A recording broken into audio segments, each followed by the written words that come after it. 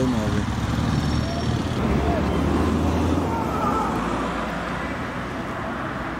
Yalnız küçük sanayi sitemizin yerleri, dükkanlarımız bize küçük geliyor. Esnaflarımız büyümek istiyor, büyütemiyor dükkanlarını. Bizim sanayi sitemizin şehir merkezinde kaldı. Onu bir an evvel sanayi sitesinden şehir dışına bir yer temin edip sanayi sitemizi taşımak istiyoruz. Sayın Valime de çok teşekkür ediyorum. Bize bir söz verdi. Organizeye ayrılan yerlerden dolayı bize küçük sanayi sitemize 1000 dönümlük bir yer tahsis edeceğini iletti. Sayın Valimize de huzurunuzda teşekkür ediyorum.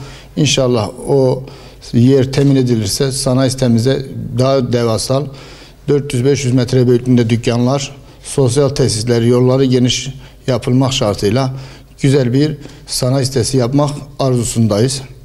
İnşallah bunları gerçekleştirmeyi düşünüyoruz. Yeterli ustalarımız var. Sanayi sitesinden başka illere gidip aracını yaptırmaya gerek yok. Bütün araçlar, her türlü araçların bakımını yapma yeteneğine sahip yeterli ustalarımız vardır.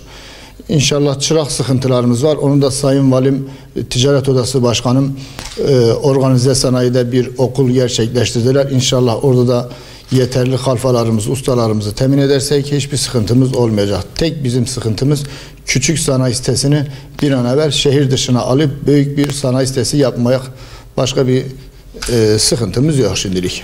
1500'ün üstünde çalışan personellerimiz var.